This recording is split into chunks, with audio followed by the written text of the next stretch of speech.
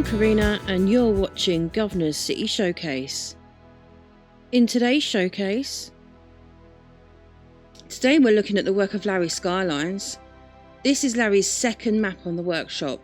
Quite new to this, but he's done a tremendous job. Also with Larry, lots of different reworks of assets and props on the workshop. Go check it out. ACC, shout out to ACC, Teddy, Joy. So here we are in the workshop page for the dragon. This map is really cool. It's based on a real life location. It's got actually a little story down here. Let's have a look. California. The height map is taken from a Lake Nacimiento in California. So let me throw up some images now. I'll throw up the images of the Google Maps so you can see it in real life. And it actually really does look exactly like a dragon. It's very cool. It says here in his little description that he's had to actually flatten it out quite a lot to make it playable. He's done a really good job. Also, Teddy Radco has done custom bridge on this map, which is nice. We're going to have a look at that when we get into it. We've got some recommended mods and DLCs. There are a few dependencies on this map. Please make sure, as always, that you follow the instructions carefully. One-click collection in here. Alright, let's get into it. So this is the map, the dragon, from the bird's eye view. Isn't it cool?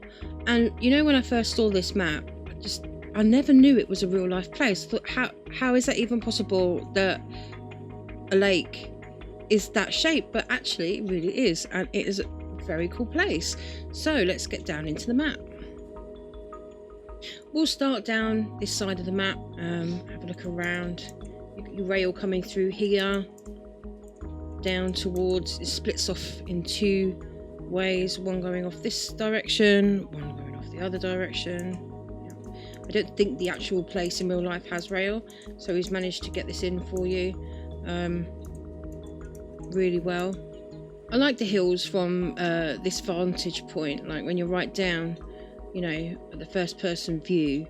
They're really nice, give a really nice backdrop. Let's go. So you can see the continuation of the rail just coming down here.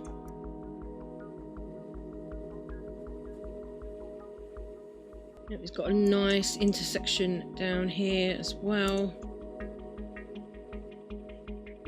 Coming on over here with bridges, rail and road.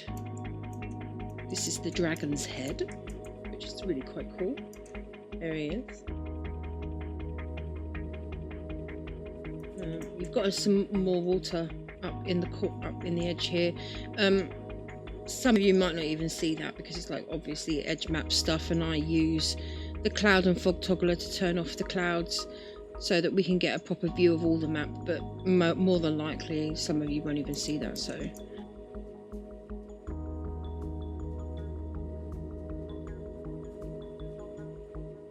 oh yeah, of course, I can't believe I forgot to show you this here intersection. Oh, look at that detailing, I love it so much. That's really sweet. I live for this kind of stuff. Little areas of detailing like this. It makes me happy. Sad as it is. Ah. So this is a Teddy Radco special. There you go. That was his input into the map. Isn't it nice? I like it. Super Ted made that. And he is super indeed. So let's keep going.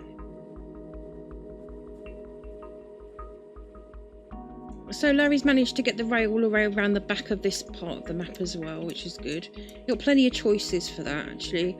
It covers quite a vast area with rail, which is nice considering the actual area itself doesn't actually have rail, so he's done well there. I like this too. This is a little vista point. A little sim stand there and they watch over all the boats. I'm going to throw up some pictures now of stuff I found on Google of people having fun on this lake. The windsurfing and other types of water sports. It looks like a fun place to go in the summer.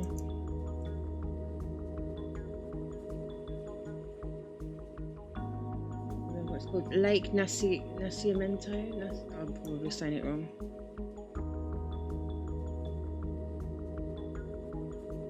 Nacimiento. Yes. Lake Nacimiento.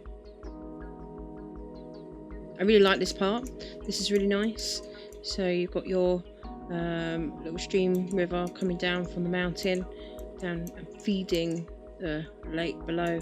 I believe this lake is made from a dam that was built. If you look on the workshop page for Larry, which I showed you, the for the dragon, he's actually put the story at the bottom of the origin of the lake and some other bits and pieces. It's really interesting, so I do recommend that you go read that when you go to download the map.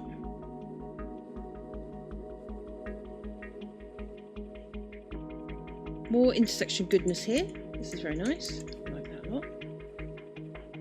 Nicely detailed with the rocks. I do like the rock, the theme he's using. I like the cliff texture. That's actually really nice. I think that Larry has really caught the vibe of this place really well. Even though he's had to terraform it out a lot to make it playable, he's still managed to catch the vibe really well, and I really like this map. It's such a playable map. They're knackered, didn't they? Look at them. Yeah, anyway. So we come down here and we've got some dirt roads, some of the abandoned farmhouses, some of the old abandoned piers as well down there. Got a couple there. Nice little bit of detail in there for you.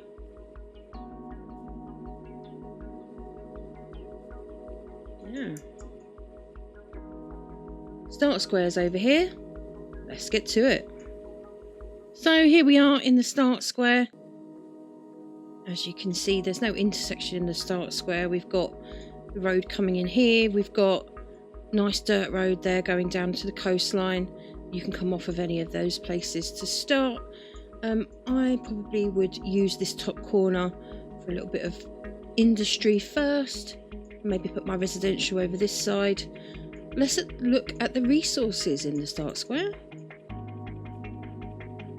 Oh wow, look at that. That's lovely. Farming, lots and lots of farming there for you to start. You have ore up in the corner, so you could reserve that space for a quarry when it comes around to opening that, if you have the Industries DLC. Got a little bit of oil down here as well. You could do the same with that side. Very nice little start square for the industry. Nice. Outside of the start square. Okay, yeah, you've got lots of everything. The only thing it is really short by is trees, but as you know, you can place your own trees. Remember, if you're using the well, I think this is a dependency actually, the Tree Anarchy mod. Make sure your lock forestry is off, and then you'll be able to place the trees and get your own forestry area. Terrain. Well, the terrain on this map is really kind in the middle. Really terraform this out from the actual hype map that he's grabbed from the real life place. So he's made it really buildable, really nice. Good portion of flat land there. You can get a good city in that. And then the start square is the same. Really good, really flat. If you're a beginner to cities and you're just starting out, this would be the perfect map to start on. It's not too busy with the terrain, and you won't have to fight with it, which is normally what happens when you're when it's quite undulated. You need to mess about with it a lot to get it without the assets down, without them looking too janky. Right, okay. Fishing. Right, okay, so anchovy and salmon are what we've got here. We've got no shellfish and no tuna either. Wind strength. Okay, so wind strength in the start square is pretty good. You could go with a green build, put some wind farm in there to begin with rather than using your coal power plant. Got lots of wind strength in the water as well. Lots of choice throughout the map. Great stuff. Shipping lines. Well, this map isn't really a coastal map, but Larry has kindly put in a shipping line anyway for you, so that you can choose to make some port areas and whatnot should you wish. If you look over this side, this is where it comes in, goes all the way through, giving you 1, 2, 3, 4 different options to start making your port areas. Now, where would I have my downtown? Well, I would want it here, coming across the bay. The only problem with that is that there is the start square.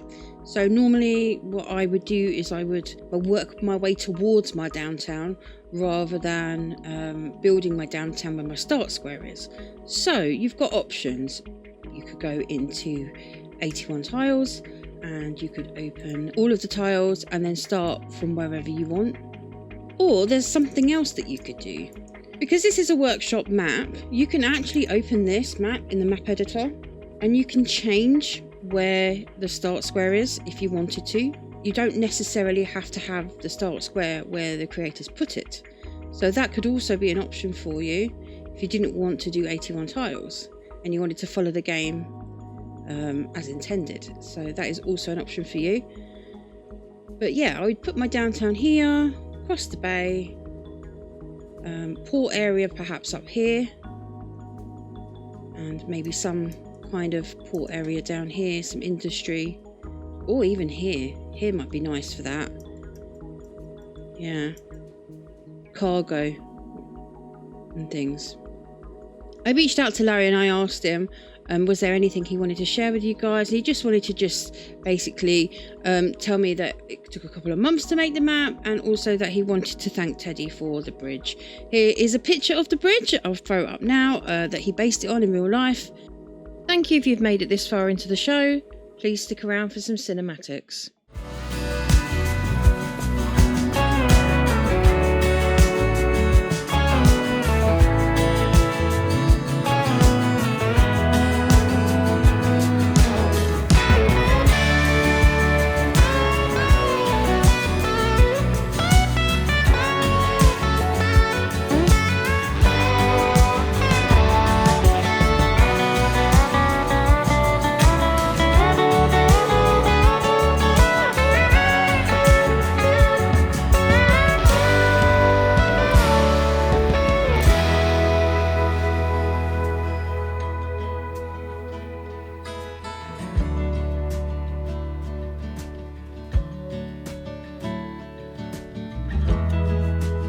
The Dragon, a great map by Larry Skylines.